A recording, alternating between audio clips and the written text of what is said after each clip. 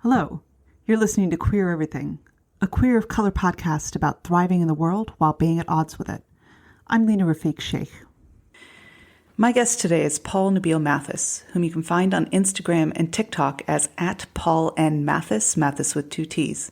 Paul is an author, musician, and social media educator, among other things. Paul's channel is great. He posts a variety of educational videos ranging from topics in Middle Eastern and SWANA history to nerdy videos about different percussion styles in the Arab world to social justice topics to the history of science, and most recently, helpful content about what is happening right now in Palestine, which I particularly want to highlight as a resource. I found one of his videos a couple of years ago on TikTok where he has 87,000 followers and thought, wait, I know this guy. We went to high school together in Bahrain. I'd originally invited him on the podcast to talk about a wonderful series he did about the history of queerness in the SWANA region for Pride Month. Paul is a cis straight man, half Syrian on his mother's side, white American on his father's side, and I love the way that he models using his privilege to educate people. As I was about to release that episode, horrific events started unfolding in Israel and Palestine that by today, on October 27th, 2023, look increasingly bleak. I saw Paul had been posting about what was happening, and so reached out and asked if he wanted to chat about that too. In the videos, he does things like break down confusing rhetoric around this, distinguishes between Judaism and Zionism, and offers historical background and down-to-earth, fact-based analysis of the situation. I'm releasing both conversations today as a double-length episode with the Palestine one first. So in this first part, we talk about what he's been posting about Palestine and the response he's gotten, both positive and negative. And he also offers his thoughts as a social media educator on the kind of rhetoric we're seeing around this, shadow bans and repression of posts, and his strategies for sharing on various platforms. In the second part, we talk about the Queer SWANA History TikTok series, as well as his experiences living in the United States and the Middle East as a Syrian American, and how he handles trolls on his social channels. And I couldn't resist asking him to take out his drum and talk us through some of his favorite Middle Eastern beats. Because we recorded that one back in August, the tone is obviously different. Y'all, I don't know what we're living through right now.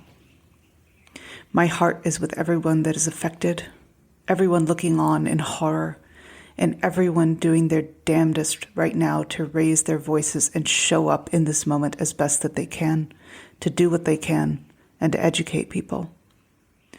Right now, it is an act of bravery at personal risk to declare where you stand. And all I can say is keep speaking up, keep being brave, and keep raising your voices. With love, rage, and solidarity. Free Palestine.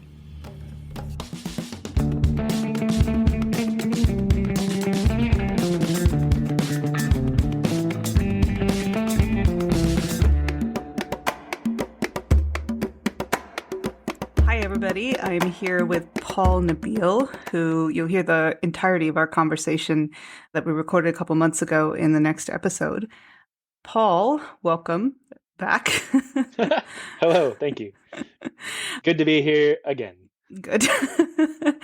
Paul, thank you for agreeing to do this at short notice. So Paul and I were texting in the wake of what has been happening in October of 2023 in Israel and Palestine, and because Paul has been posting vocally TikTok and educating people, I invited him back to come and talk to us a little bit about his perspective on what's happening and how he's educating people. So, Paul, would you introduce yourself briefly again, and then talk a little bit about your social media activities? Sure. My name is Paul. I was born in Texas to Texan dad of, eventually, if you go far enough back, Welsh descent and a Syrian mother. And so I lived overseas in the Middle East for a little bit as well, a little bit in Saudi, and then also in Saudi and in Bahrain. Syria, Saudi, Bahrain, I don't know what you said. And then I've been back in the States ever since. I'm a musician and a writer, and I am pretty active on TikTok and Instagram. And usually if you just search Paul Nabil, I'll come up pretty quick. So I grew up visiting Syria and hearing about the Levant and its history from my mom, and feel pretty passionately about it. You and I know each other because we overlapped for that 1 year in Bahrain. Mm-hmm. And then I found you on TikTok 25 years later. Yeah. And Yeah. here we are. And so it Yeah. goes. And so it goes. So, as folks will hear in the next episode, originally I had interviewed Paul about the wonderful series he did on queer history in the SWANA region, the Middle East, in the Arab world, really, Mm-hmm. Arab Muslim world. And in the past few days, everything is on fire and social media has exploded with material about what is going on over there. And as I have with so many of your other educational videos, I've really appreciated the stuff you've been posting lately on Israel and Palestine, what's happening in Gaza. So, yeah. So, I don't know. I'm curious. How have the last few days been for you, and what have you decided to post about, and how have the responses to what you've been posting been? So it's definitely a process, as is everything. I think the first day or two, I didn't post anything. We were all just kind of like glued to our phones, TVs, laptops, watching things play out and knowing with dread the general playbook as these things go, knowing what was coming, which I think was getting a lot of people to freeze up. So I originally just made a post, I guess, just trying to, because immediately the knee-jerk reaction in particular, and I'm just going to use the phrase Western media as a problematic but difficult to replace phrase to describe the vernacular of that, not just English speaking, but kind of like centered around that part of the world. Western media kind of have like a knee-jerk reaction, and the same is true of, I think, a lot of just general celebrities and public figures, which has always traditionally taken the safer route of supporting Israel and treating all Palestinians as terrorists. So the counter rhetoric there was a little hard to find your footing at first. So I just posted trying to explain to people that whatever you're going to hear in the coming days, just remember that you'll see some terrible, horrible things, whatever those things are. But this is, in the end, discussion about oppressed versus oppressors, and oppressed people, especially the longer they are oppressed, will do increasingly desperate things. So that was just how it started. And then I moved a little more into what is generally more my purview, which is I talked a little bit about historical standpoint, just trying to share general terminology outside of knee-jerk religious rhetoric that people tend to get into, whose land is it and that kind of a thing. 4,000-year-old religious narratives versus 75 years of establishing an ethno-state. It's that kind of a thing. And then I would probably say even from there, if you know your social media theory, it starts with emotional. This wasn't deliberate. I just noticed myself doing it. It starts with like an emotional plea, and then you get into educational factual stuff. And after that, you get into messaging. As everybody speaks on this and more things seem to be said over and over again, then you get into the meta and you look into how do we continue to talk about this while maintaining as safe a space as we can for the people that we want to maintain a safe space. So I guess that's kind of where I'm at right now. And then I'm gearing up, I think, to do a couple more factual historical posts coming up soon. But those always take kind of preparation and research and a lot of meticulousness to make sure that we don't get into anything disrespectful, hateful, bigoted, harmful for anybody involved. So that would be the long answer of of what I've been posting on recently. What else did you ask? You asked me more than that. Oh, how has the response been? Yeah. Should I just keep ranting or? Well, a couple of things to what you said. Not everybody's on TikTok. I mean, I'm a little bit afraid of TikTok personally. Rightfully so. Rightfully so. I have like 7 accounts that I follow, and I don't scroll it. I find it overwhelming and quite stressful. For people who may not be able to access your videos, I thought a couple of them in particular, I thought they were all great. And then the ones that I found myself forwarding were, for instance, one of the terminology ones where you're distinguishing between Zionism and Judaism. Right. And then the other one was the one that you just posted very recently, which was, so this is why I'm interested in rhetoric. So I reposted the one that you posted very recently, which is, a lot of people are saying, oh, I can't post on this because I don't understand enough. So they're staying silent. Right. And that silence is, really impactful. So yeah. So in a previous video, I had just kind of said slightly offhand that just because you don't know every in and out of the history or the nuance, whatever, what I said previously, fairly clear, which is collective punishment is a war crime, and asking over 1 million people to evacuate a tiny section of an open air prison and then bombing the exit you told them the only exit that they have available to you that you told them to go to. That's not entity working in good faith. So it's one of those things where it's like, I understand that you feel a little lost and confused, but you also have to understand that confusion is a weapon, because people who are on the side of Zionism, who spend a lot of their time practicing debating this subject and internalizing the propaganda, or just being, brainwashed from when they were very young people, in order to combat somebody who is just coming into the conversation, they will try and overwhelm you with all these confusing facts and whatever. But if you just look like the facts of what's happening in Gaza right now, the situation is clear, and just support and publicly show your solidarity right now. Don't let all the confusing stuff kind of distract you from publicly expressing your support. And when this is over, whenever this is over, then we can start working towards a more broad, nuanced understanding of what is happening there. I appreciate that what your videos do is offer people context, facts to inoculate themselves against this. Yeah. So I'm interested in the response, including from people who are, as you say, debating and kind of intimidating people who are first coming into this and trying to sway public opinion that way. Sure. Very important to make sure that we're clear here is I do have a very diverse and generally pretty awesome following. I'm fortunate to be able to say that. And that includes quite a lot of members of the Jewish community, but be that more secular Jewish community or rabbis, and all these people I'm connected to and friends with. And obviously, I have had to block a few more people than usual recently for one reason or another. But I think that it's a combination of, we're all here to try and get to the most basic kernels of what's happening and what's going on and how to discuss it and how to move forward with everybody being at each other's throats right now. And so we all want people to be talking about this from whatever faction or side of the aisle or whatever you want to come from. So I would say that generally people can see that I'm approaching this respectfully and not from a hateful standpoint. I did have, so for example, aside from just straight up bigotry, which I tend to just, and slurs and that kind of crap, which I just block, and then there's just knee-jerk reaction people that they're not really worth engaging with. They're just trolling you. There's also some real discussion. Historically, I always try and remember to say like modern Zionism or political Zionism or whatever phrase you want to do to be more specific. But I've been talking about it so much, I became remiss. And I was just saying Zionism. And Judaism is not Zionism, and there's different interpretations of whatever. And so one of my Jewish friends was actually like, "Hey, you haven't made the distinction in a while that Zionism is actually several different concepts, not just the belief in the establishment of an ethno-state."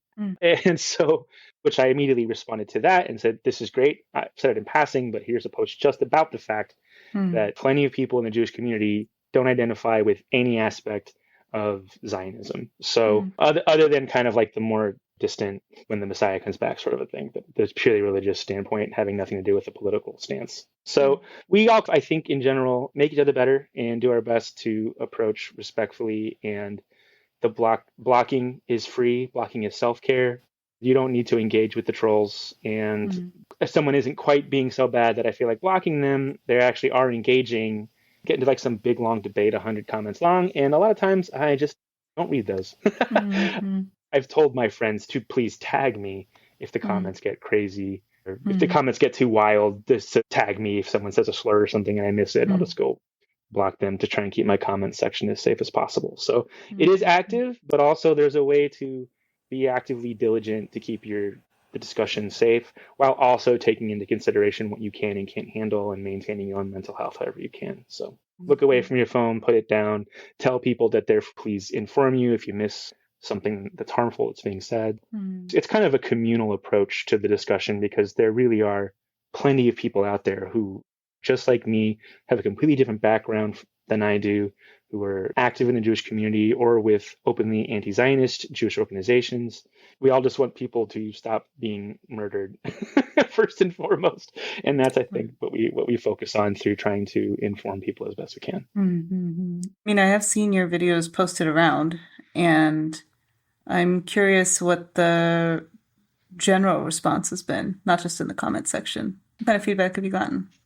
It's interesting because obviously all of our social media, to one extent or another, uses these algorithms to they work in this kind of push-pull method of in one you're siloed in your little bubble, everybody who agrees with you, but then also people fighting drives engagement. And so just kind of this pendulum swing of some posts they're fine, and then other ones, your comments turn into a total shit show. So I would say that I think the worst response that I've gotten so far is I made a post specifically about how a lot of pro-Israel, pro-Zionist rhetoric is explicitly or in a more hidden way trying to imply that Israel is united in the horrific treatment of the Gazans, which is very much not the case at all. And there's this old adage of if you want to be the most successful door-to-door salesman you can be, don't even bother with the sales pitch. Just when you knock on the door, tell them that everybody else in the neighborhood has already bought one. And I think that is maybe one of the, causes the most backlash from pro-Zionist, ultra-nationalist Israelis, is implying that they're not unified, because they very much are not. Of course, there's a huge amount of dissent in Israel about what Zionism even means in 2023, to say nothing of the horrific mistreatment of Gazans and Palestinians in general. So trying to point out that, in fact, there is plenty of dissent about this just within the community of Israeli Jews, I think made some folks really upset, and I got some pretty hateful comments on that one. It's interesting what some things they'll see and say they won't even respond to, and then other things, not always the most intuitive thing, will really kind of like draw a lot of vitriol. Interesting. What do you make of that?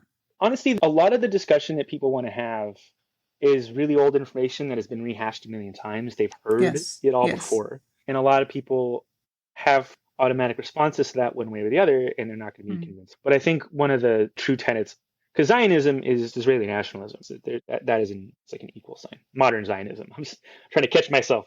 Modern Zionism.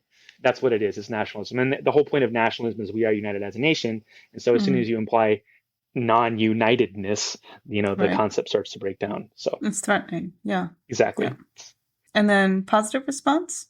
So I've had, honestly, a very overwhelmingly positive response. Obviously, a lot of my friends are Arabs or Pakistanis, or I have a fair amount of Irish friends, and you and I were just talking about my beloved South African followers through a couple of viral posts that just kind of hit back in the day. So those are all people who understand what I was saying earlier about when you're in a desperate situation against someone who is much more powerful than you, which nobody denies there's a massive power imbalance between the Israeli government and Palestinians. So some communities, even outside of the Middle East, Arabs or whatever, will look at that and just immediately get it. I did make a post calling out the Irish Mirror for really they had an updated graphic because people were sharing an old graphic that didn't show the whole story. But I also just said, just read this article. It's just a normal article from the Irish Mirror. There's no harmful language in it towards Palestinians, which is so hard to find. Right. It wasn't even biased reporting. They report just as equally on Palestine and Israel atrocities. But the language that they used was so considerate and so understanding and non-dehumanizing. They considered the humanity of the oppressed people in this situation, because I think they have a national memory of what happens when you're just brought to the brink of desperation. So a lot of overwhelmingly positive response, much more positive response now that I'm seeing than maybe I've ever seen in terms of Palestine, because it's just getting harder and harder to control the narrative online anymore. Yeah. I really think that Israel's, at least as far as I can tell from my little bubble, my little silo, it does seem a little bit like they're losing the public opinion struggle that they tend to be so much better at in the past. So maybe a bit of a silver lining amongst all the rest of the horrors. Yeah. I mentioned to you that I picked up and forwarded some of your posts. I appreciate how clear and concise they are. I appreciate that you're speaking to an audience, I think, of people who want to do better, aren't equipped with what they need, or you are equipping them with a few things that they need. I appreciate Hearing you talk about how you think about social media and what is and isn't changing, past little while, I've noticed a lot of people wondering, I think rightfully, if their postings are being suppressed, for example, shadow banned. Mm. People notice that, oh, when I post about this topic, I get 10 times more viewers than I do when I'm posting about Palestine. What is your thinking about that?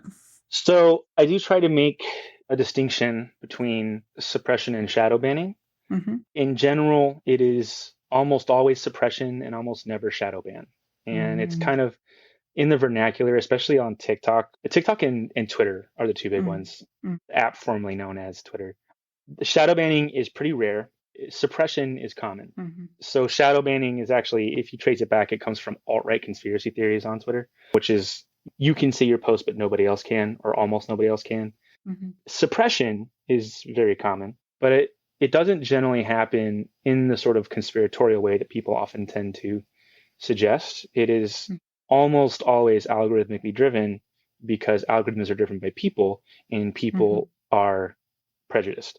So absolutely the algorithm unfairly suppresses POC creators. And the reason is because the majority of people who control that algorithm don't like seeing POC creators, right?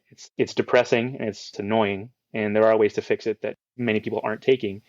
But it turns out also that several factors can drive content suppression, and one of them is tragedy fatigue. So, trying to continue to talk about an ongoing tragedy, don't write that down, that's my term for it. But whenever a tragedy does not directly affect somebody, or at least they don't think it does, or it doesn't affect them in a direct way, or like an obvious way, as time slowly goes on, they will scroll past content about it faster and faster because they know that if they just ignore it, the bad feelings it gives them go away, right? And the algorithm will immediately adjust to that and saying, this the flavor of the week, we've moved on. Let's go on to Pete Davidson's new girlfriend instead.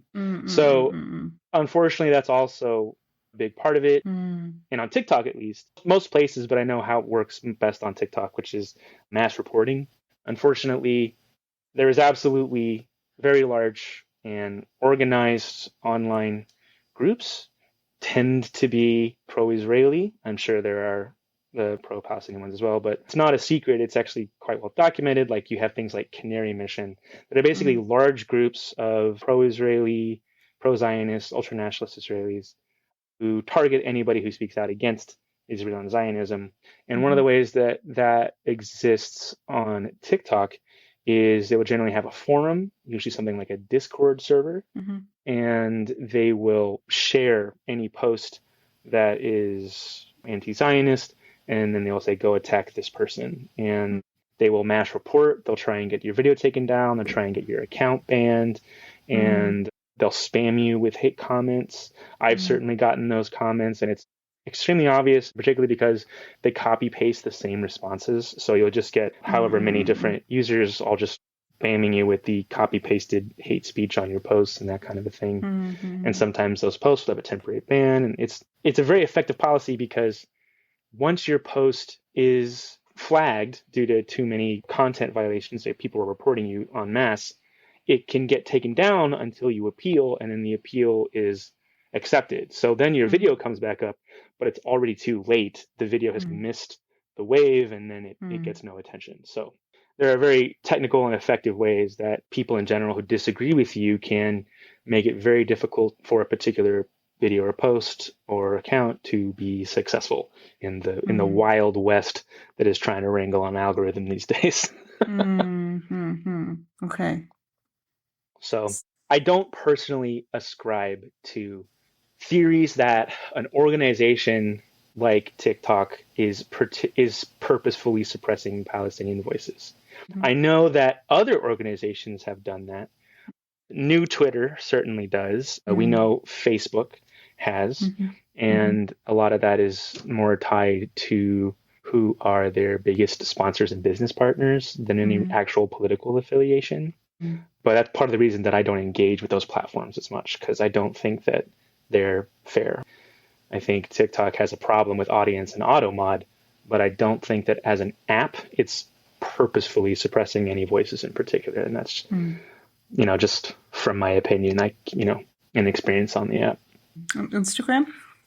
So I don't post everything that I post to TikTok and Instagram. For a long time, Mm-hmm. Instagram was just for drumming videos. Mm-hmm. Mm-hmm. Uh, but I had some people who follow me on both platforms specifically ask me to start posting stuff, cross posting over to Instagram as well. So Yeah. I'm actually pretty new to trying to post political content to Mm. Instagram. Mm. And I don't know, I'm less familiar with that as a political platform because I honestly think zero people go to Instagram to have their minds changed, which is not the case on TikTok. TikTok people are really Interesting. there to Okay. listen and learn.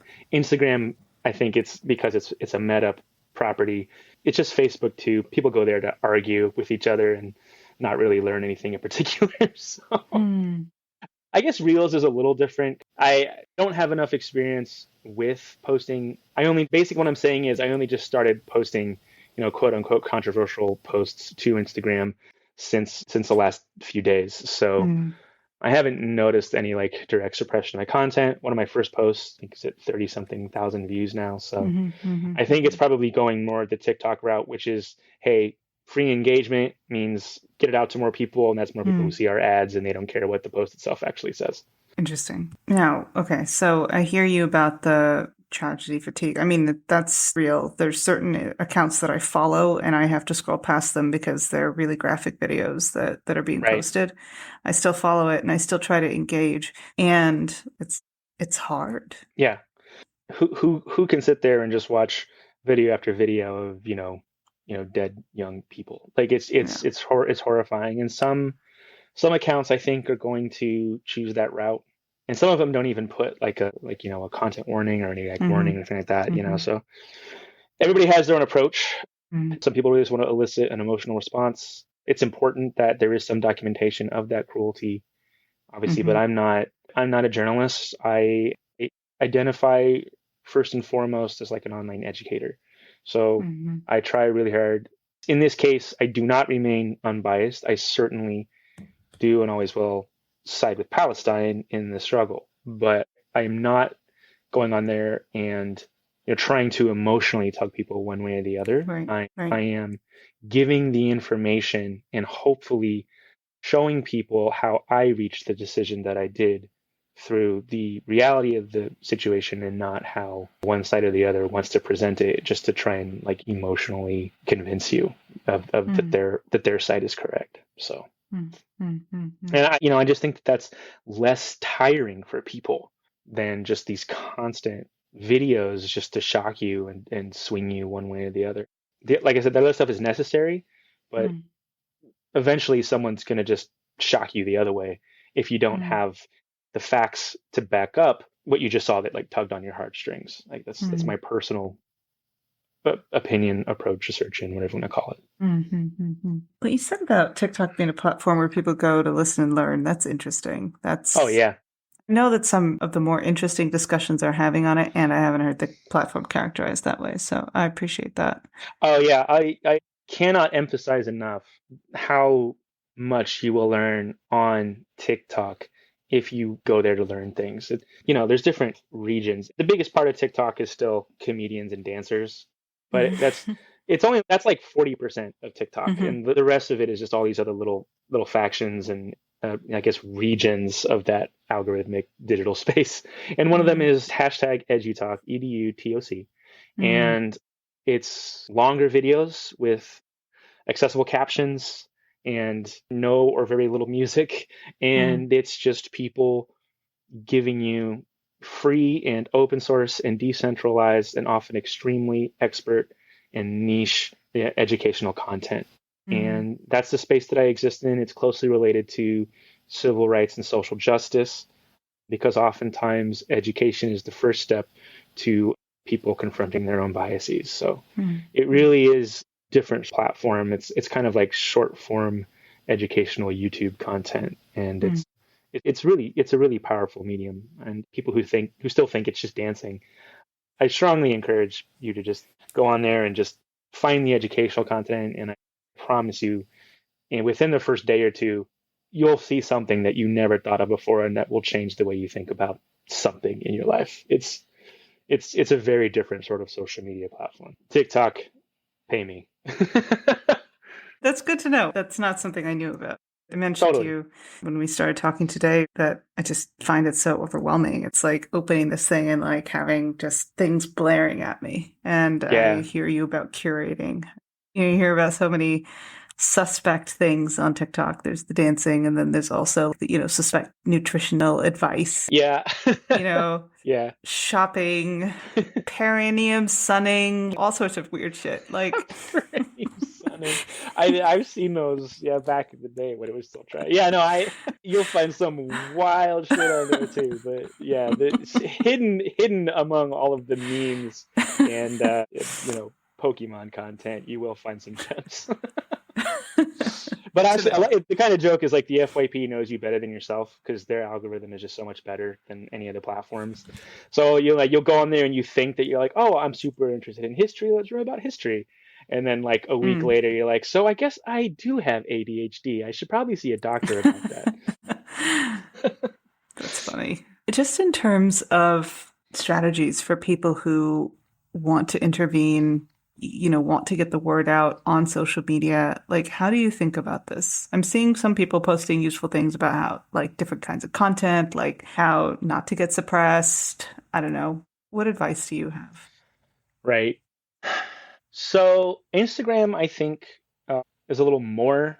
You have a little more freedom to post about what you want. Mm, And again, I'm not really. I've said goodbye to Twitter and Facebook, but Instagram, me too. you Yes. you can kind of be less careful, in my opinion, on Mm, Instagram. You'll get mm, worse comments and worse trolls, so you have to mm, prepare for that. mm, But they are not nearly as draconian mm, with like their hashtags, with profanity, with like sexual content, mm, with violent content. Instagram will allow much, much more of that. TikTok, now and for always, is mostly targeted towards like the 13-year-old to like 18-year-old age range. It drives adults who try to use the platform nuts, but it really is geared toward like you have to in your head think, when you were 13, you might have been swearing and talking about whatever you were, but it's not like you have to keep it all Care Bears, but you have to keep in mind that you cannot hashtag a lot of profanity or graphic, content of any kind, which is going to make it difficult to talk about, violent things happening to a group of people, such as mm, the Palestinians. mm, So, I'm fortunate to not have had to dealt too much with community guidelines and such. Part of that is because I am a mm, straight cis white man, and so mm, people don't see me as quite as easy of a target. So I mm, just don't get targeted as much mm, by hateful people and trolls. But also, in addition to that, just always try and keep in mind what I can and can't get away with in terms of what I mm, show, what I say, and tag and describe all my posts as. So just be wary that TikTok really does very strictly moderate all of their content with a mm, very young audience in mind. It's mm. it's much more intense than like Instagram or anywhere else. So, and certainly than Twitter. So yeah. Good to know. Mhm. What have you got in mind to post about next in the next few days? So I've got a couple of comments saved. I was just actually traveling for a couple of days, so Mm, I made kind of simpler content more about messaging and trying to avoid hate speech and mhm, anti-Semitism and mm, Islamophobia and whatnot. I have a couple more historical posts mm, planned. So I have someone who has asked. So on TikTok, I love responding to comments. I get a lot of comments asking questions. So mm, I have a comment asking about a definition of mm, Zionism, and I've mm, also had that from the American Jewish community, mm. which is something that I knew but kind of could forget sometimes, which is there's a whole group of young American Jewish people who don't really know about the word Zionism as a distinction Yeah. between, an ancient religious concept versus like a Mm, modern political movement. Defining Zionism in that first historical context, because when it was mm, first thought up, there was a different concepts and ideas on how it should actually be enacted or whether it should mm, be and that kind of thing, like revisionists and reform and all this other stuff. And then versus what it means when someone says it now, which mm, is mm, like a half and half. Like there's one kind of clump of meanings that it used to have in the late 1800s and early 1900s. And then there's now a whole new clump of meanings and associations that it has in the modern era, or like since the 60s or 80s or whenever you want to delineate it. To say nothing of one of my favorite Israeli intellectuals, Shlomo Sand, who is an outspoken academic and anti-Zionist, and he discusses a movement that he calls post-Zionism, which is a recognition that Zionism has essentially achieved its goal, and so continuing to reference it as a motivation for everything is kind of anachronistic at this point. Interesting. Yeah. Which I find fascinating. So that I'm going to talk about that, and then I've always had a plan to kind of do a little more of a historical series discussing the actual history of the region, leading up to the Ottoman Empire, and then from the Ottoman Empire on, which everybody has done a series on that, but it's always really hard to find one that's unbiased one way or the other. So do my best to approach that, and then a couple others kind of all along those lines, discussing the different ways people just talk about the Nakba, and that kind of a thing, and so on. Yeah. I did a post on it already, but I do have an ongoing list of safety statements. Do you want to hear the safety statements that I've been putting on all of my posts? Yes. Okay. So when I say safety statements, what I just mean is, again, these are not unbiased. I don't want to use that term because that would imply that I think both sides are equivalent. They're not. I do and will always stand for a free Palestine. But I have recently started adding to descriptions of all my posts that Judaism does not equal Zionism. Arab or Palestinian or Muslim does not equal terrorist. One of my favorites is unjustified does not equal unprovoked. And then moving on from the does not equal statements, I say that the situation is not symmetrical, but that doesn't mean there aren't bad faith claims on all sides. And no matter what, be mindful of hate speech and bigotry, because anytime violence in the region escalates, so too does bigotry towards all sides. So no one is ever going to approach a conversation with an open mind if they don't feel safe. So establishing a safe space and moving from there is step 0, before we can even remotely discuss it. So, and I did also have one other person ask about solutions, which is, again, it's kind of fascinating. Like, there's so many people who will shut you down by saying it's too complex, it's too complicated, don't speak on things you don't understand, which is true.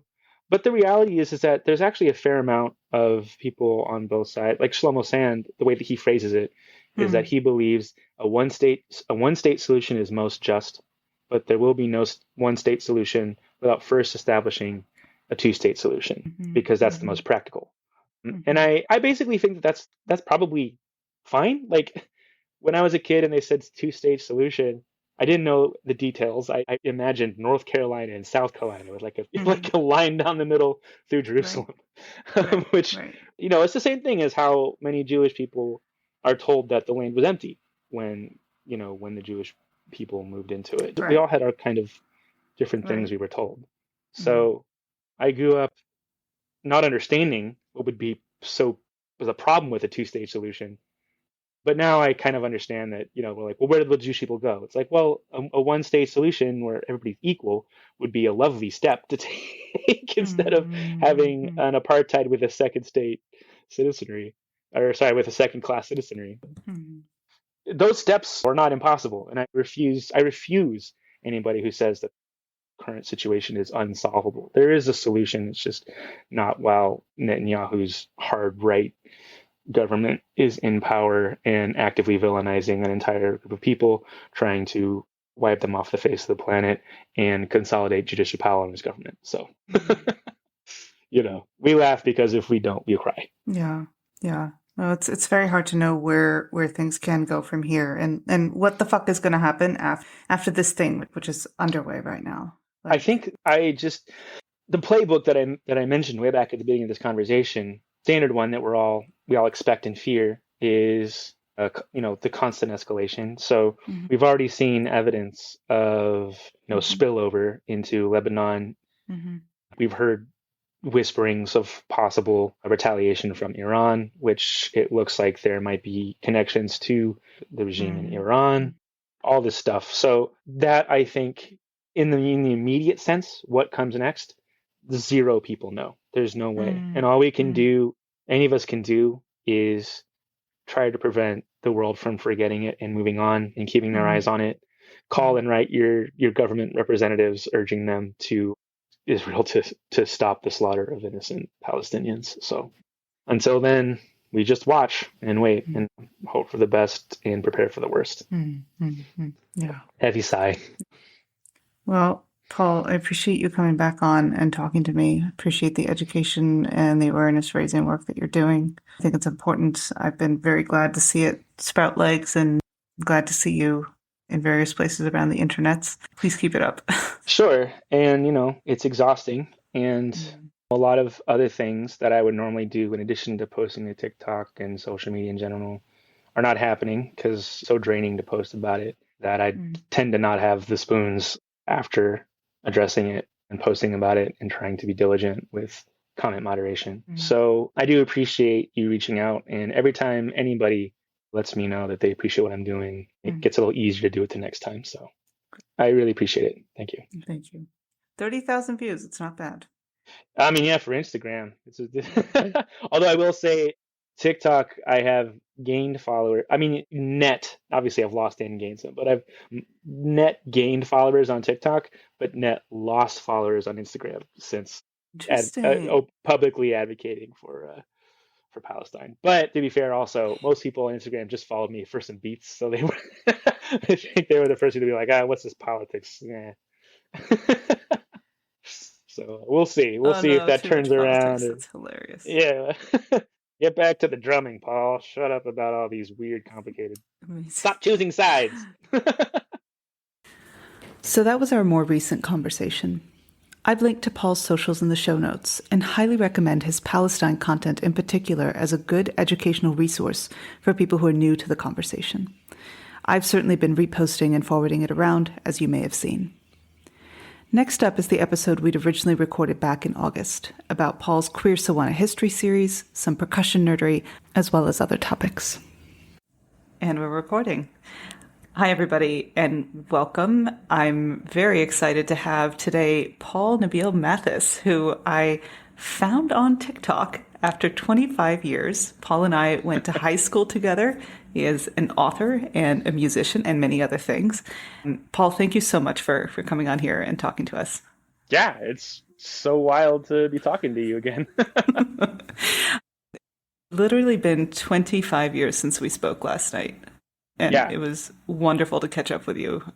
There's a lot that I'm excited to ask you. And before that, would you mind introducing yourself? Yeah.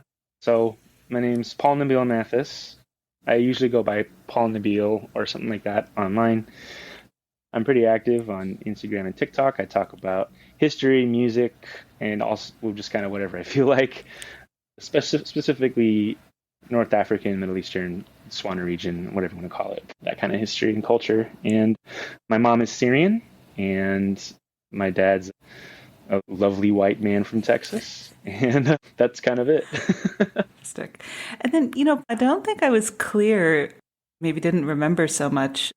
Where did you do most of your growing up, or what was your trajectory when you were young? We intersected when you were in 10th grade, and I was, I think, a senior or in 11th grade. Yeah. What was where did you grow up and where did you move around to?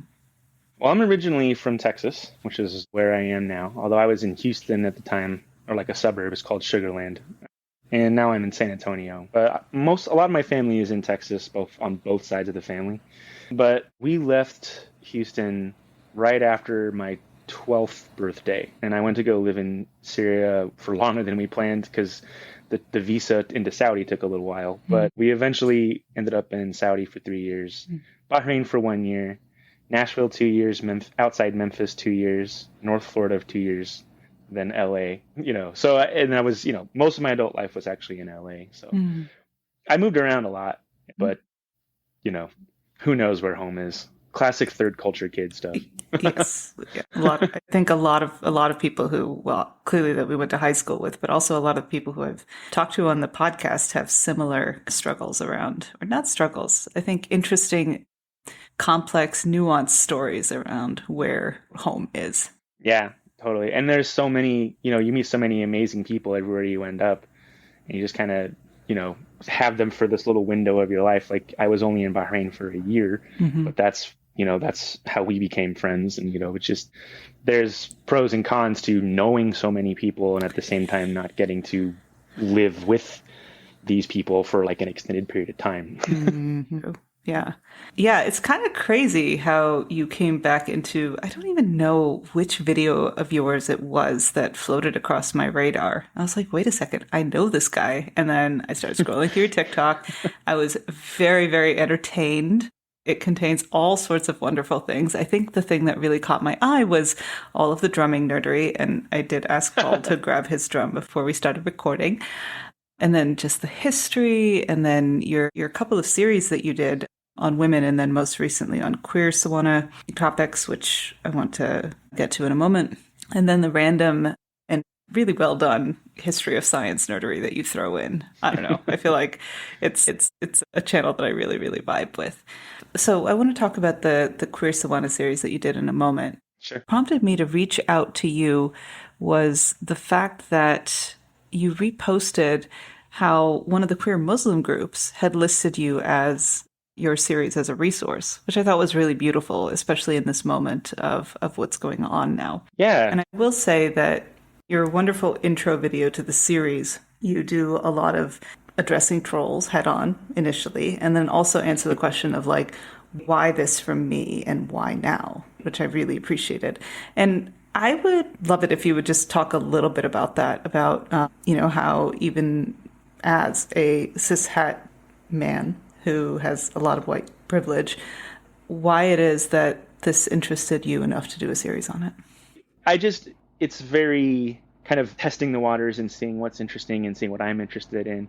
But also it's very much looking around at other people who are talking about the same region and the same history online and seeing what they aren't talking about and seeing where maybe I could add my voice to something that also should, it fills in the gaps of what's being discussed, because not as many people are talking about it. There's all sorts of ways that you do that. There's kind of like this famous graph where it's like on the x-axis, it's what everybody else likes, and on the y-axis, it's what you like, and you look for like closest diagonal line so that it's what other people like and what you're interested in, and then like that gives you like the most sustainable platform, because if you can, everybody can do something that other people like, but if you hate it, you're not interested in it, you can't keep it going, it'll drive you nuts.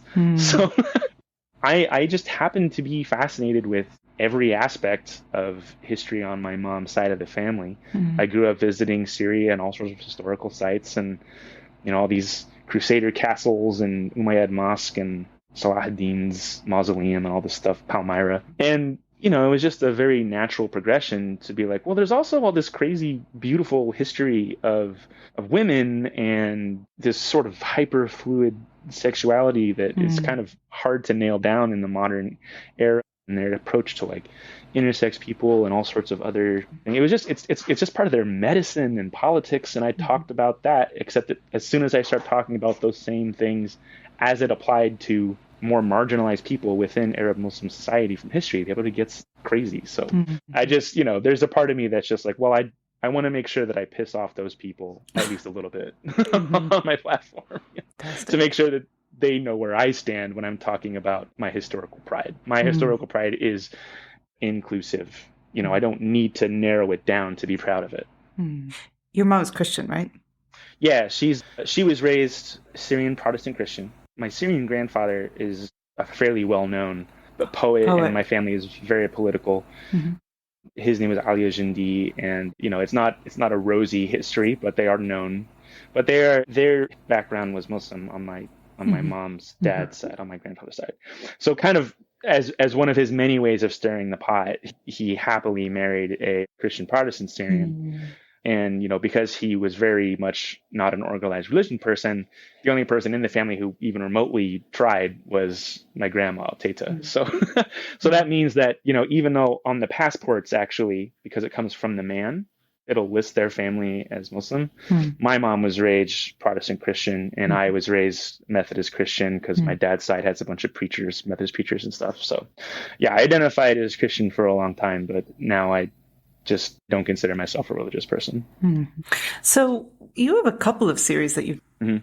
I know there's one about women, and then what was the very first one that you mentioned? So there were a couple where I kind of like was trying around, but like one was just about maps, whatever. Maps But with an M. yeah, yeah, Yeah. maps. Okay. Naps would be a good one It too. would be. I mean, social media is exhausting. Welcome to nap talk. I'm Um, writing. I'm writing an essay about biphasic sleep. I have a biphasic sleep pattern, so oh really? naps is a topic of interest. Please continue. Yeah, go for it. Maps is anarchy. Screw the coffee break. Just go lie down on a couch. No, yeah. So then my first really big one is the Islamic Golden Age, which is a period of about 500 years during the medieval era of the world, the kind of global medieval era, and it was time of intense prosperity and a huge focus on translating a bunch of works from Greeks, Byzantines, India, Egypt, wherever, even a little bit of stuff from East Asia, translating it all into Arabic, the language of the Quran, which they were in love with, and then building on it. And so making their own improvements, comments, discoveries, innovations, whatever.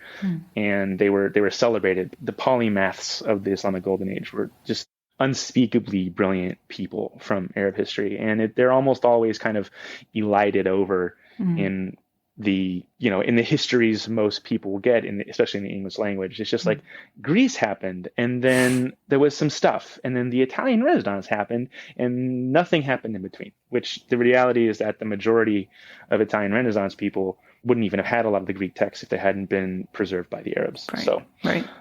and obviously, Persia was a huge part of it, huge contributors, and it was just like this massively, globally, very diverse, very cosmopolitan existence in the Abbasid Caliphate, kind of just united by, they were all Muslims and people of the book, which is Jews and Christians. It was just a really cool time, and a lot of people don't know about it.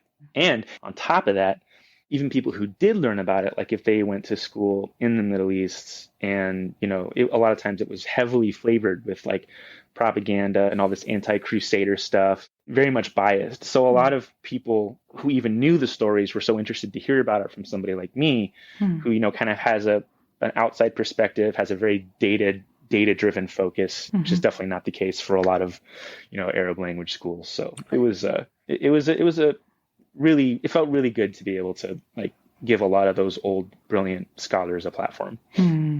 Fantastic. How long does each video take you to make typically? Oh, it depends. Used to take longer, but sometimes still, if it's like a really obscure subject, it'll take me, if you count research, it takes, days. Yeah. I was going to say, some of those are very thick with material. Yeah, they always say try and post every day. I can do that if they're like shit posts, but if they're just like actual content, like I can't do that. I do too much research per post. Some of them will take, days and days to make sure I get it right. But the actual recording of them, it used to take a few hours. Now, if it takes over an hour, that's like a failed recording session. Okay. I also used to make, sometimes it'll take 2 hours, I guess. That's a little bit of a fib. But yeah, it used to take a while. Now you get better at it. And I used to write scripts, and I stopped using scripts. Now I just go off of like notes and images I've saved for my background. So you get better at it after a while. Great. Yeah. Of course, the ones that go viral are the ones that took like 90 seconds when you think about it. Yeah, it's really unpredictable, huh? Yeah, every time. So then there's the series on women. Women of SWANA. I say SWANA. Everybody always like kind of gets caught up on it. We just say SWANA because it's regional, like Southwest Asia, North Africa. And there's absolutely nothing wrong with anything else. If you want to say Middle East, I love the Middle East. Like, it's a great term. It's considered kind of poetic in Arabic. Like, it's totally fine. But I just noticed that, if I say Middle East in a place like TikTok, sometimes people will get a little edgy about it. So like you can Western Turkish people, Iranians, definitely people in the Levant, Israel, Afghan, it gets weird. So I just, especially Northeast Africa, like what part of Sudan, it just gets complicated. So I just keep it regional, mostly just to keep the troll comments away. But Women of SWANA, which is North Africa, Southwest Asia, was also something that I heard that a lot of people wanted me to talk about. And if I recall, it was for like Women's History Month, I think. So it was a series that was about not just during the Islamic Golden Age. I also touched a little bit on pre-Islamic Arabia and I think a little bit after too. But it was, there's warriors. Some of them are mythologized, but they're all usually generally based on real people. Some of them are definitely historical. Some of them are just kind of like, well, this person might not have existed, but their story was very celebrated anyway, which makes them important. There were scholars, a lot of poets. I kind of shy away from Islamic jurisprudence, but I did mention that there's a lot of quite a lot of the named women we have in Muslim history are people who were just very good at Quranic jurisprudence and that kind of thing. So, and that was just a hugely successful series. I felt really good about it, and a lot of young women, they were always commenting like, "How have I not heard about her, about these stories, about these things?" And even when I was talking about those stories, like there's maybe the biggest post from that series is about a Cordovan firecracker by the name of Walada bint al-Mustakfi, who was like this. She was queer. She was a hugely successful poet. She was like she had political clout, and she was just this brilliant person. She was like a fashion idol, you know what I mean? So and a lot of people were so fascinated by the fact that she was openly queer. Cordova has like this the needle was always swinging wildly left and right, depending on how progressive the whatever dynasty was in at the time. Even within the Umayyad dynasty, whatever rulers. But basically, people were so fascinated that she was openly queer. I was like, it didn't even occur to me like, oh, I guess people don't know that was a thing. So I just was like, I guess next we're going to talk about all the really gay shit that went down then. And some people were like, wow, and some people were like, just blew a fuse. So takes all kinds. Now, I have a curiosity because I mentioned to you yesterday that, I have very mixed feelings about social media. In fact, they're not that mixed. How do you handle the trolls? How do you deal with it? How do you think about it? Well, first and foremost, it's easier for me because I am a white man. 100%. I watch other people, often more knowledgeable than me, who happen to be women or queer or people of color, or if they're Muslim, all that kind of stuff. I just think that part of it is just that it's just harder to troll me, just because of identity politics. So much of it just kind of washes over or feels useless. But I still get a fair amount of trolls and hate comments and stitches and that kind of thing. Definitely there's kind of a small yet loud contingent of Israeli ultranationalists, super misogynist, Muslim nationalists, a lot of nationalists, I guess is what I'm saying. And then of course white people, mostly white men, who they don't even want to hear anything good, or they want to diminish the achievements of this culture, all that kind of stuff. And at first I didn't block people that much. My mentality was, well, at least it's free engagement and people are arguing. But for mental health purposes, I think eventually you have to start hitting them with the band hammer a little more often. Even beyond that, there are some people who are just so hateful they're useless. You're just, okay, bye, I don't want to see your comment. Especially if they bully my other commenters, or if they use slurs, I get that kind of stuff. There's a lot of people trying to rewrite Egyptian history because they want to claim it for themselves, which I'm not Egyptian, but people will just go and they're so nasty. So I just ban those. Besides that, the hate and whatever, a lot of times you have to be uninformed to have those kinds of opinions. If you knew what you were talking about, you would know that it's just historical date. So a lot of times it's just an opportunity to inform. And every once in a while, in a long while, but it does happen, someone at least actually takes a response that you say in good faith. And even if it's not, it's very common to say, I know this person isn't going to listen, but I'm going to use this opportunity to tell everybody else. It just happened. I just did a post about, Amazigh people. And, there's a kind of increasingly considered derogatory term, which is Berber, which also exists in Arabic, Barbar, and comes from the word barbarian. So somebody was commenting, it was not really to me, it was just two people arguing. And then one of them was clearly was saying bigoted things towards the Amazigh person and using Berber, like as I said in the post, using Berber with the hard R. And so I responded to that, just informing people that, hey, there's a reason that this is actually now considered, because it comes from the word barbarian. That's why we don't really like it. And so the tone of that is, I know this person isn't going to change their mind, but for anybody else who is curious, maybe tries to say Amazigh or Amazigan instead of Berber. And so there's always an opportunity to teach from trolls, even if the troll themselves is not listening. You know what I mean? So try and approach things as like a learning opportunity, even if it's not directed at the person being hateful, I guess. And the rest of it, sometimes just put your phone and walk away for a while. Yeah. Let them tire their thumbs out. No, that makes a lot of sense. Yeah. So then this series, so I watched it the last couple of days, loved it. I loved how you touched on different aspects of queerness and like really showed receipts. Yeah. Tell me a little bit about that, like a couple of highlights from the series for you. Obviously, I'm going to link to it and describe it a little bit in the intro. And what stood out for you? So completely negating what I said earlier, that series, I probably spent like a good 6 weeks researching it before the beginning of Pride Month. And I did that in particular because another good way to kind of counteract trolls is to have receipts and to make sure that you were really zeroed in on what you can and can't say. Like a lot of people, they tell all these stories that aren't really backed up, that are probably true, for example, but we don't know for sure, versus what we do know more for certain and that kind of a thing. So I really try and avoid apocryphal stories or boosting up things that are probably more like fables than real, those kinds of things.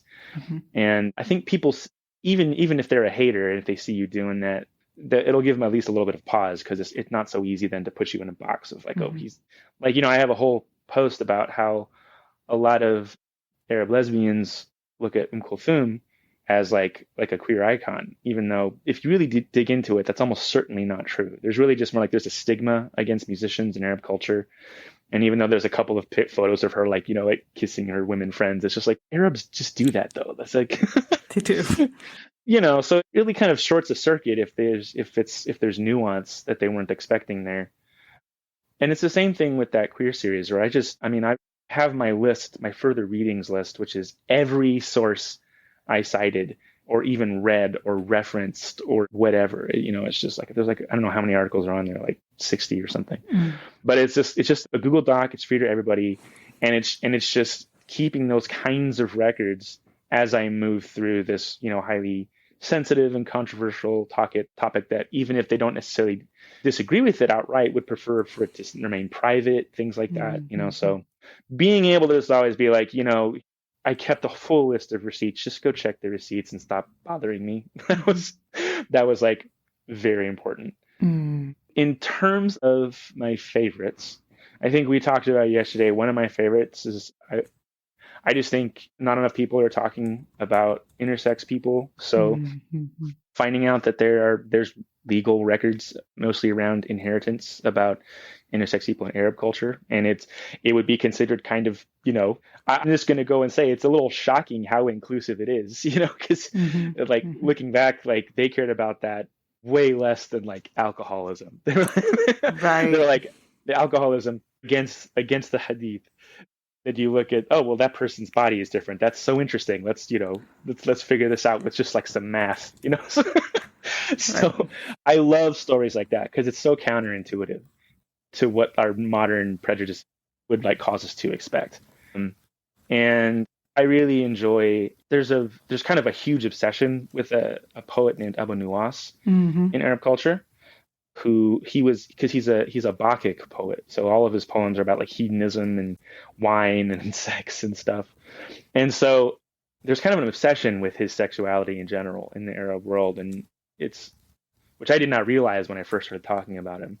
But one of the advantages of having done several series before I did what I consider to be the hardest one out of all of them, which is the Queer SWANA series, it gave me a way to talk about him, I think, in a way that considers everybody's approach, even if it's somebody that I don't necessarily agree with. So there's a lot of stuff that leads up to those subjects that I think is that I'm proud of. I guess I'm proud of it, to be able to see how I talked about him 2 years ago when I first started talking about Arab history, Arab Muslim history, versus how I talk about him now, which I'm much more proud of, like the nuance that I'm able to approach those subjects with. So it's nice to see my own growth in that case.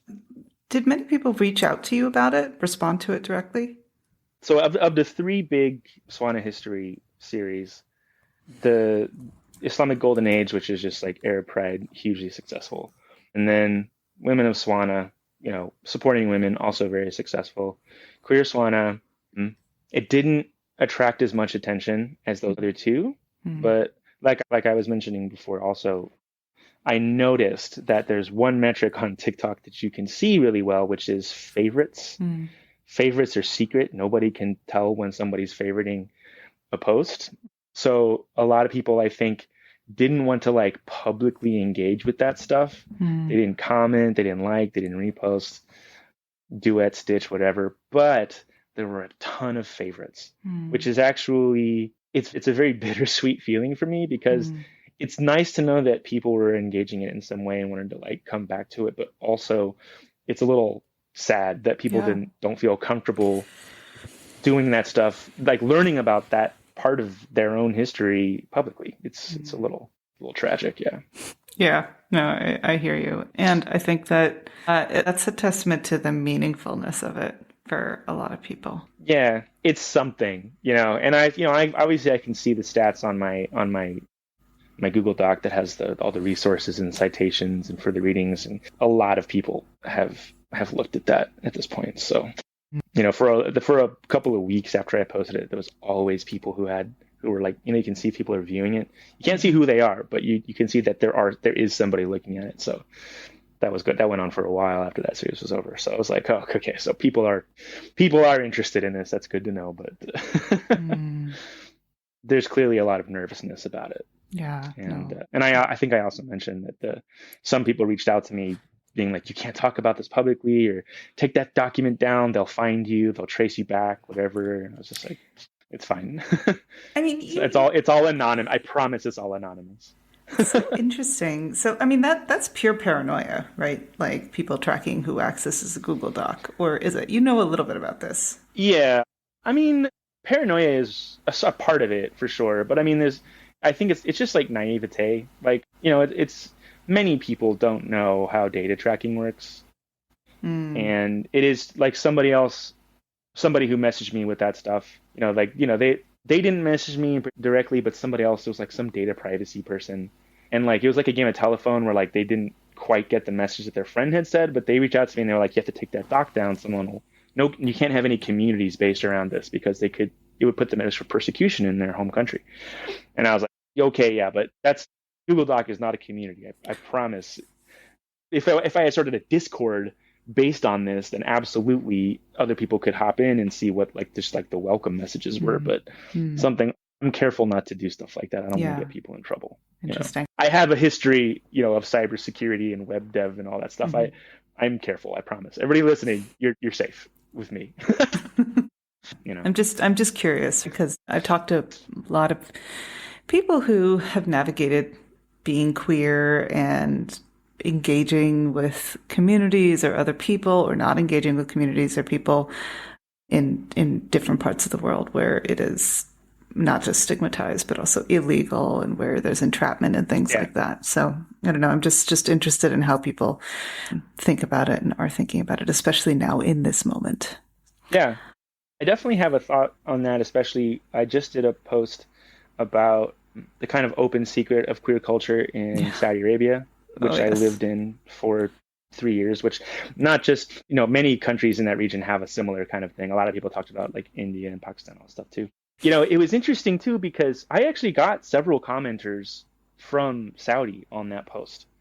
And I think it was because, first of all, it was an article that already existed.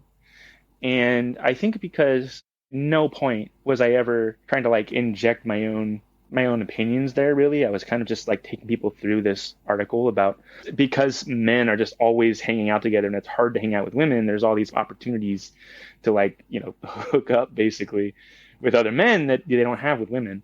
And it was an interview with somebody in Saudi who was taking somebody around two locations in Saudi, that kind of thing. They were kind of like fine, honestly. They were just like, oh yeah, this is actually a thing that happens, and they were comfortable talking about it. And as long as nobody's trying to come for you, people, if they feel like they're being invited to talk about it in a space where they're not going to be like judged or like no one's going to try and dox them or something, then yeah, they're ready to talk about it. So it's just a delicate subject. It's not necessarily a death sentence, Exactly. Yeah. Speaking of which, there was one of the series that you called The Culture of Privacy.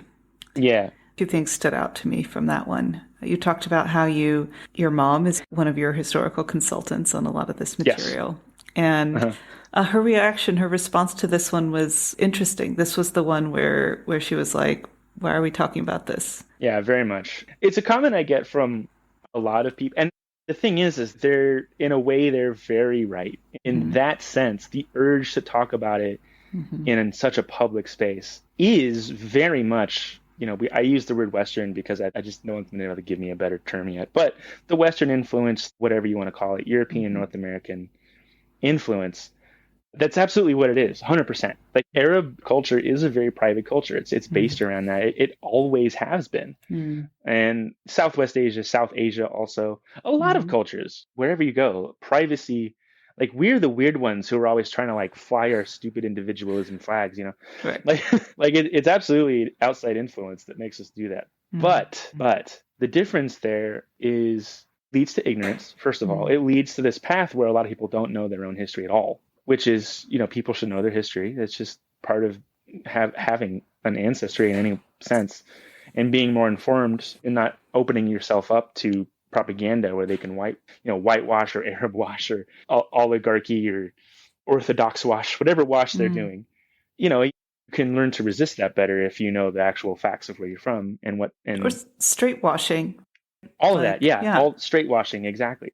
Which is definitely what they're doing. And in addition to that too, it's also like that community is missing. Like you can build your communities on the socially acceptable ones, politically acceptable, whatever you want to say. But then there's also these other communities that you might be ostracized for because you're supposed to keep it private, but that you want to be a part of that community too. And so a lot of people, for whatever reason, in the modern age are becoming lonelier and lonelier. Social media, online stuff, and all various reasons. That's another conversation. But loneliness and vitriol is on the rise, I think. And a really good way to combat that and to keep people safe from the dangers of extreme loneliness and depression is to help them find community. And it's just going to be really hard for you to convince me, Mom, that who is probably going to watch this or listen or whatever when it comes out. It's going to be hard for anybody to convince me that it's a bad thing to try and make people feel comfortable enough with something that was historically kept private, which many people consider to be sensitive enough subject that it should be kept private, but that a lot of people who are ostracized in their larger community should be able to find a different community that accepts them just for who they are.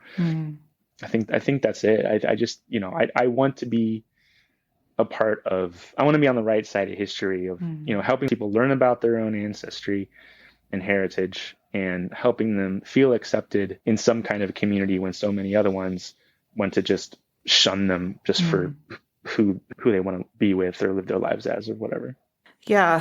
So South Asians are the same. And you're reminding me of something that happened in the last couple of years where I was visiting my dad and, he has dinner with a friend of his every Saturday night. And that particular Saturday, I always try to wriggle out of it because a couple lines into the conversation and, the questions start. But I know this friend and he's respectful. But my dad is like, okay, but this friend his wife is coming. So you have someone to talk to. And I'm like, Dad, like, oh no.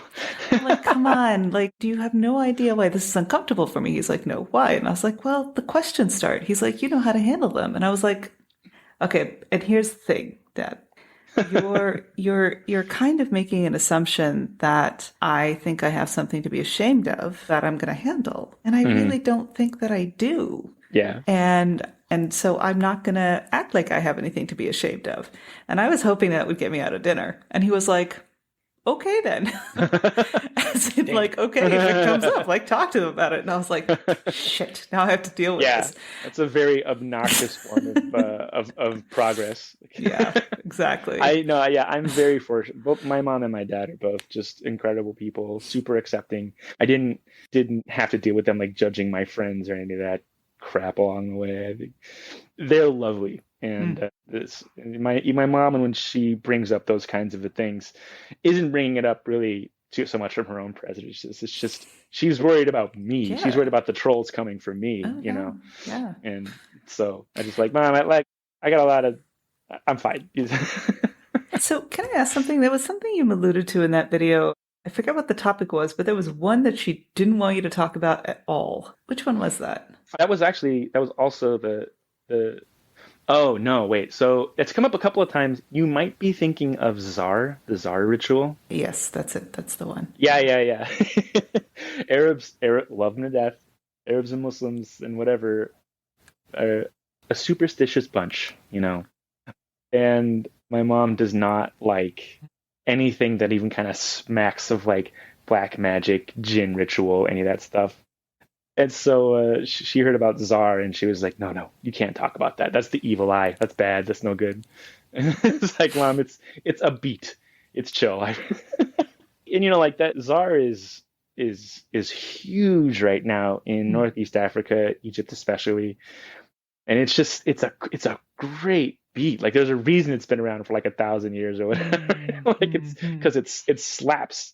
It's the one where I was like, yeah, this beat is scientifically fire. It was reached by a process of scientific elimination of just which dance is the hardest.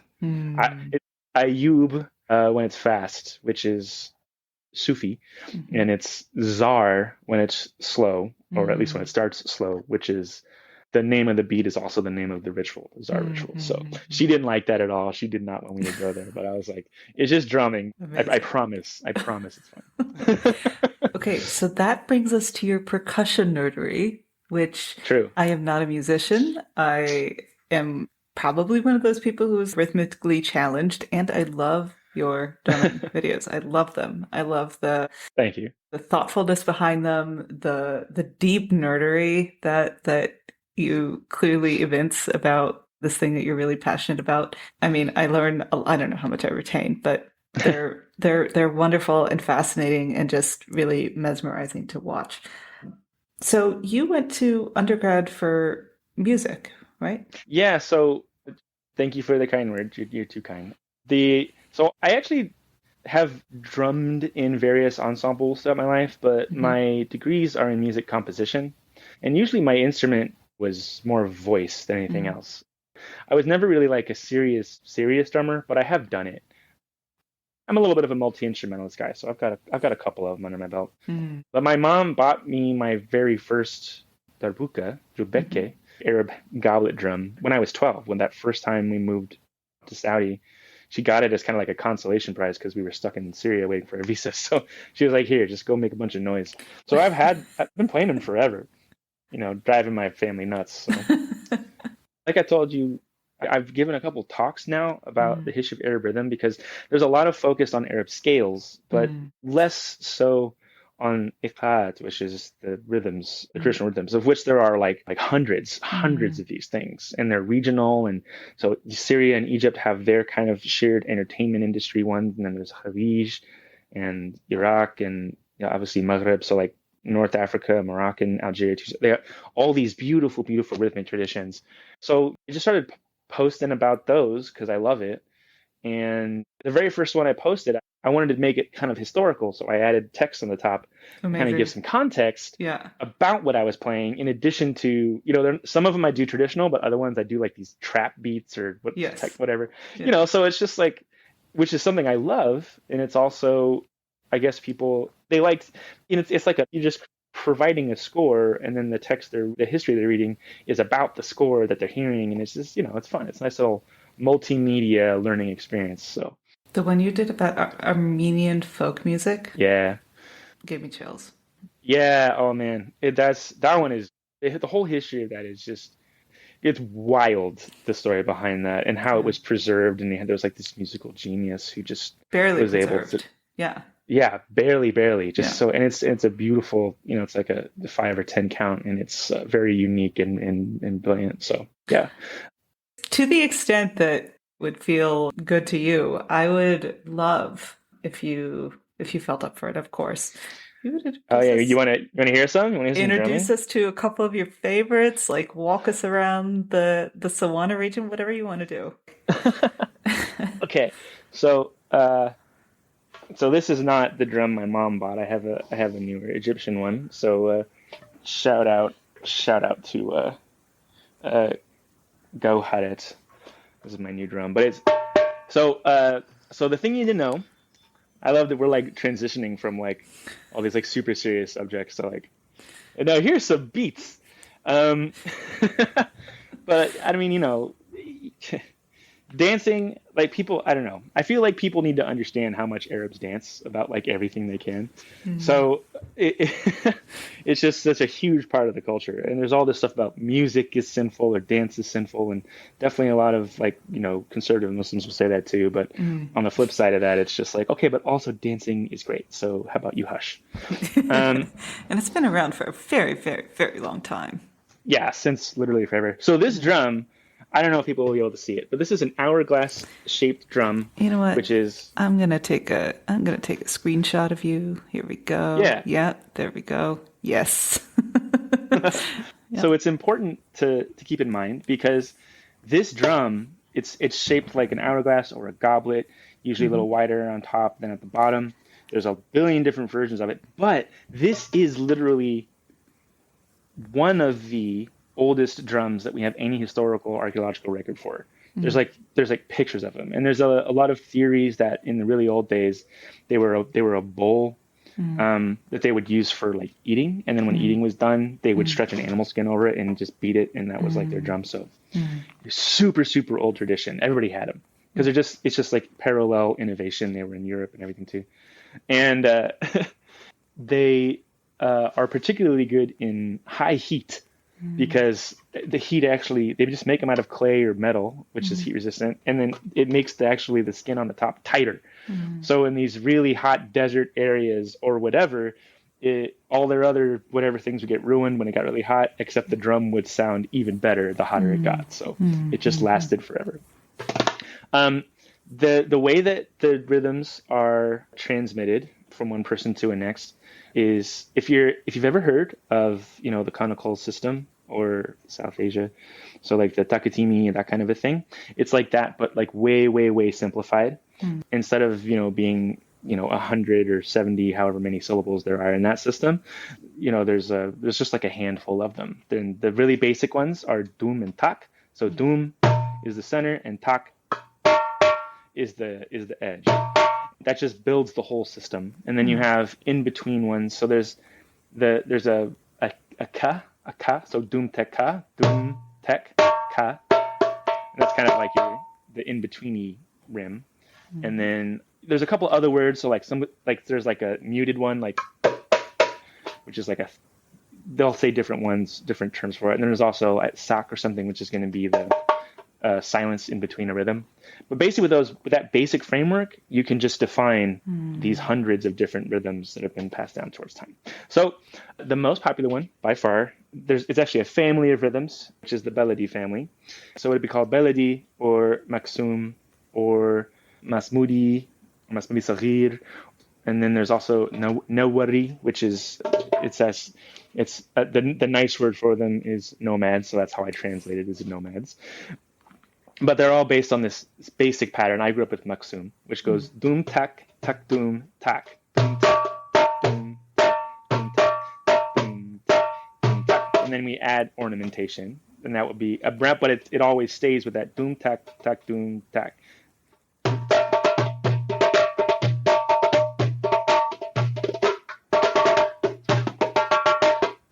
Right, and a lot of times you'll actually see performers having the basic pattern just playing on like a loop in the background, and then they just go nuts like soloing, right? In that Beledi family, you would change it around. So instead of dum tak tak dum tak, like say you could make it dum dum tak dum tak, which is a different rhythm, right? So it's like dum dum tak dum tak dum dum and then they changed it again, so you get doom tech, doom tech, like doom tech, doom, doom. And they just have so much fun with it, and it can get really, really nuts. So that one I just did is a 4 count. And then Ayub Barzar is a 2 count, so it's shorter, and it's literally just doom takum tak doom tak tak doom tak tak doom. So doom. But that one, especially in the Sufi tradition, they start out with it like really slow. So it just like, and then slowly over the course of 10 minutes or an hour or whatever, they'll just slowly speed it up. And just by the time you get to the end of it, they're just going, and it's one of the craziest, most infectious things, you know, and then they'll go soloing of it. It's one of my favorite things in the world. And then I can do and then of course there's one of my favorite ones to talk about, which is the Maghribi ones. So that's North African, that's like the Moroccan, all those things. Morocco especially, so like Shabi, you know, they have all these words and they're kind of very close to like folk or the people or, you know, rustic, rural, whatever you want to call it for the translation. And then so Shabi Maroc or Moroccan, particularly the popular one that comes from Morocco.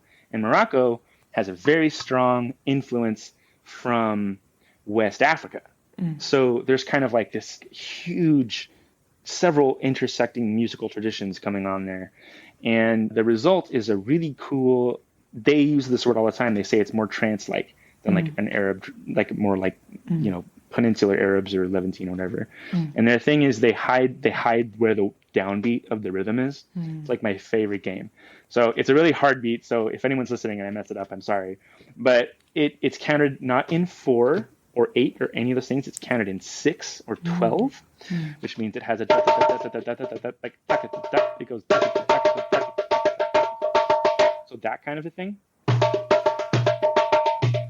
And the actual pattern of it in that doom tech pattern is tech doom tech doom tech doom tech boom tech boom tech boom.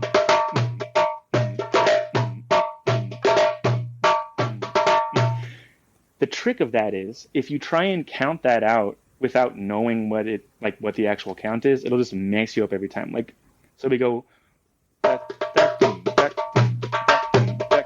one, one. It's like 1, 1. So it's just a very, very hard one to count, but it's so fun to play.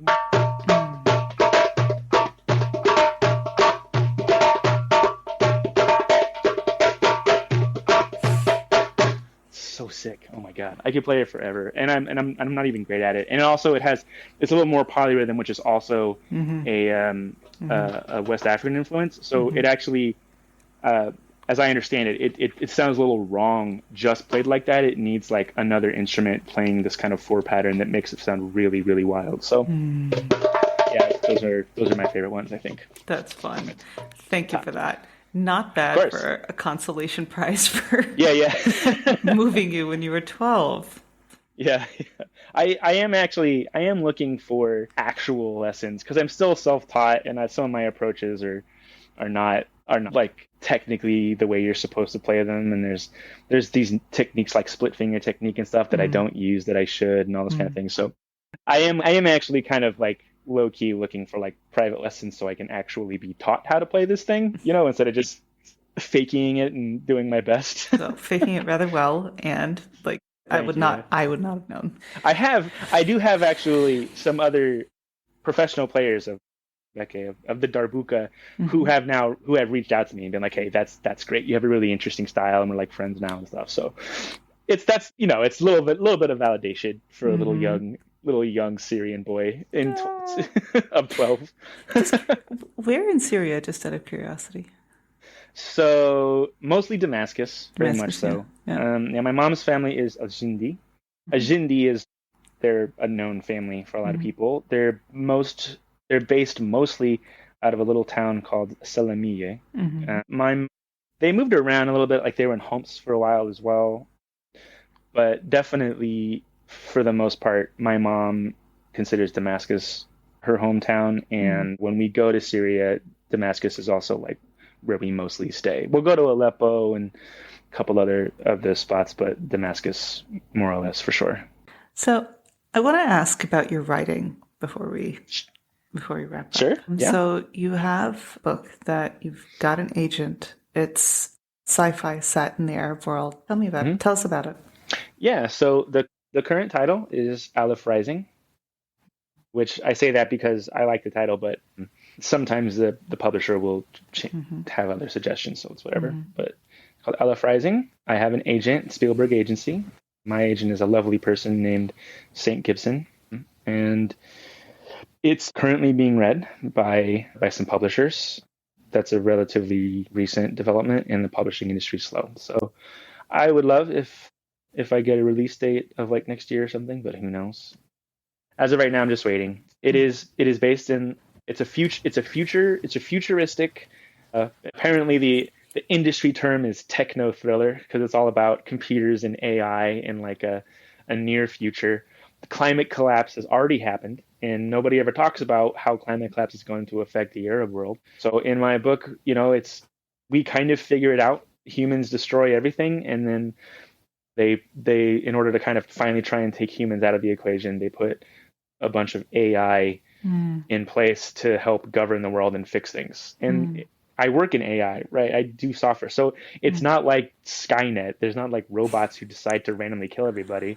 Yeah. Instead, it's just a world that sort of functions, but also it's just full of bugs. Like bugs, like most of human effort is just getting rid of the bugs that run the planet. And so the main character is a Syrian man who is a star, like a rock star bug catcher, bug finder guy who's obsessed with puzzles. And it's like a cyberpunk noir sort of thing. A beautiful woman drops a puzzle into his lap that resulted in a death that was covered up, which is supposed to be impossible in a fully surveilled Arab world. And so it takes him on this journey, not just of like investigating the world, but also he finds out that it's heavily influenced by like the Arabic language and like what happens if you like were to start training these AI on like Arab history and Arabic language and Arab poetry and stuff unchecked. And so he has to like track down how that happened and how to deal with it. So it's definitely a love letter to one of my favorite cities in Syria. I used to go to Latakia all the time. So it's actually set in New Latakia. It's like New Tokyo, but New Latakia. And I used to go there all the time with my grandfather. So like we would stay at the Meridian, and he would like give me sips of Carlsberg when my mom wasn't looking and all this stuff. So yeah, and it's very Arab. People, when I describe this book, sometimes people are like, okay, so what's happening in America in this world? And I'm like, I don't know. It's not relevant. It's irrelevant to the story. Maybe in a sequel they'll end up in North America, but it has no pertinence to the tale as it's written. So yeah, so that's the tale, and I'm pretty hopeful about it. We'll see how it goes. Hopefully it gets picked up. Everything crossed. And I'm also writing a children's book. Actually, it's about an Iraqi American from Southeast Texas, and it's a time travel story. So it's actually middle grade, so it's like a little younger than young adult. But it's kids lit, and the main character's name is Sarah Shamps, and she discovers that the House of Wisdom was not destroyed, but became a part of like this kind of otherworldly jinn world area, and so she's conscripted by the failing House of Wisdom to travel through time and saved a bunch of lost books from Arab history. Oh, that's that's what I'm working on right now. We'll see how it goes. That's like a fresh manuscript right now. Fantastic. Yeah. Oh, I love it. Yeah. So we'll see how that goes. I've been writing novels since forever. I mean, I wrote my first book when I was in like 5th grade, but they only started getting good maybe about like 5 or 6 years ago. So, and then I finally just got an agent last year. So we'll see how it goes. Funny what age can do. I know, right? Oh my gosh. Sometimes when I'm feeling sad, I'm 41. Sometimes when I'm feeling sad, I go and look at those those blog posts, those inspirational blog posts people make of like, well, Sam Jackson wasn't cast in his first movie until he was 46 or whatever, I just need to see those just to like stop the constantly encroaching threat of midlife crisis that always looms in my shadow. Like, it's fine. Everybody at their own pace. That's so cool. Yeah.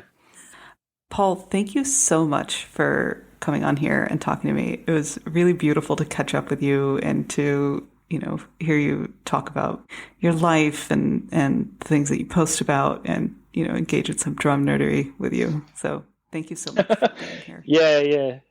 Well, yeah, I'm just here for the drums. So queer everything. As always, thank you so much for listening. It's important for us to platform voices on this podcast that are less represented, including queer voices from the Muslim world, the Global South, and the Middle East. To be clear, we are vociferously against homonationalism and pinkwashing being used as justification for occupation and genocide, and we've posted some highlights about this on our Instagram account as resources. We are unapologetically queer, as in Free Palestine.